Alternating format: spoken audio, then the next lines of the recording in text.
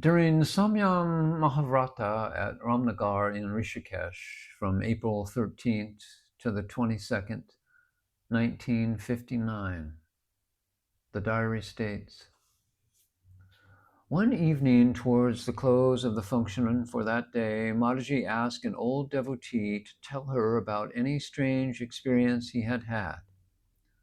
And he narrated something like this.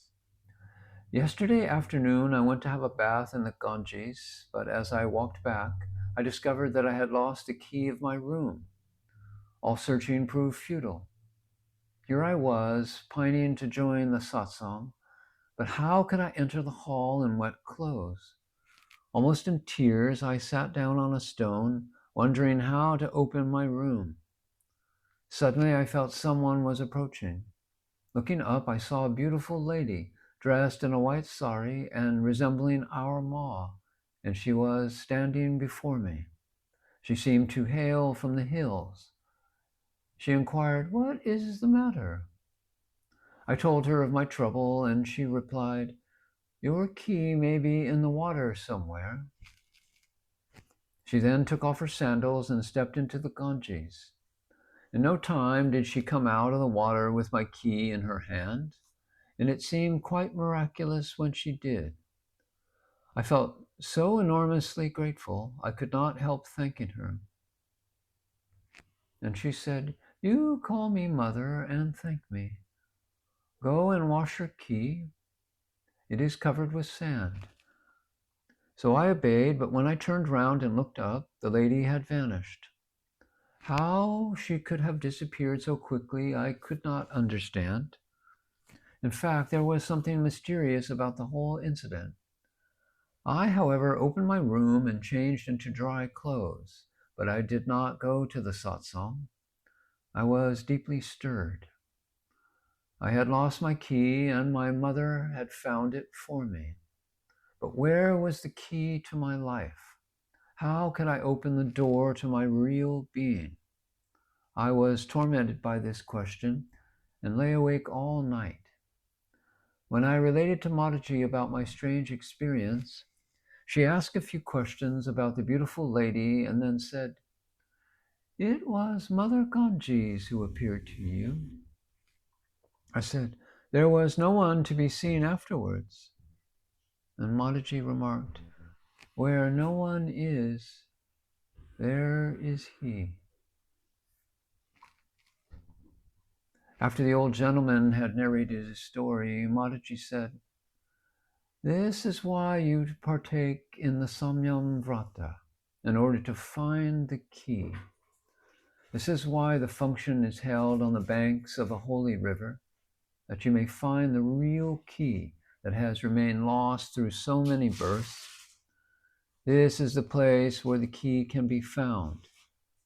Mother Ganges herself may come and give it to you."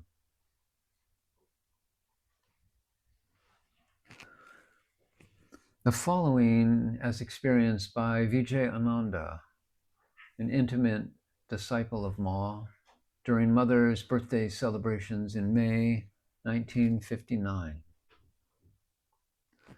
During the last night of Mother's birthday celebrations, or rather in the early morning at the end of the Tithi Puja, everyone is allowed to go near her to do obeisance and offer flowers or whatever one chooses to offer. This can only be done one by one, and as hundreds of people are present, it is bound to take a good deal of time. The mind would naturally wish that there should be some efficient organization, keeping people in a queue and making them recede by a different way after doing their pranams. But in Mother's presence, discipline and organization from outside may be out of place and perhaps even harmful, for by it the free play of the divine power might be hampered through the rigidity of the human will. In fact, on most occasions, without any organization, people walk up to Mother one by one in perfect order and in complete silence. But on this occasion in Dehradun, this was not the case.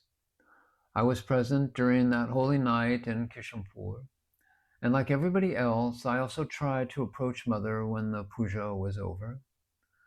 On such nights, Mother usually lies on a couch, absolutely still, and to all appearance, far removed from all bodily consciousness.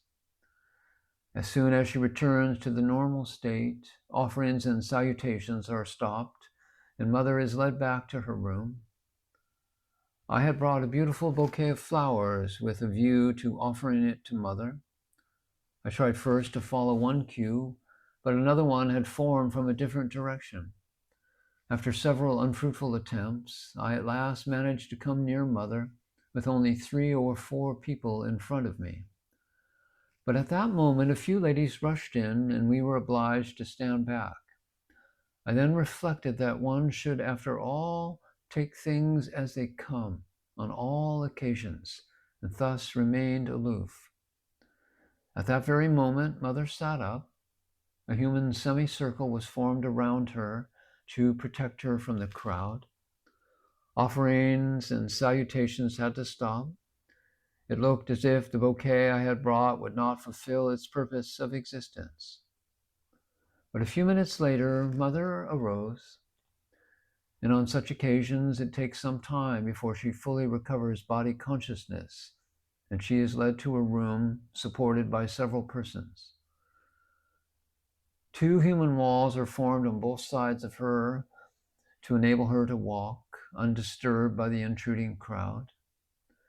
Strangely enough, the spot where I stood aloof was just on Mother's way and between the human walls.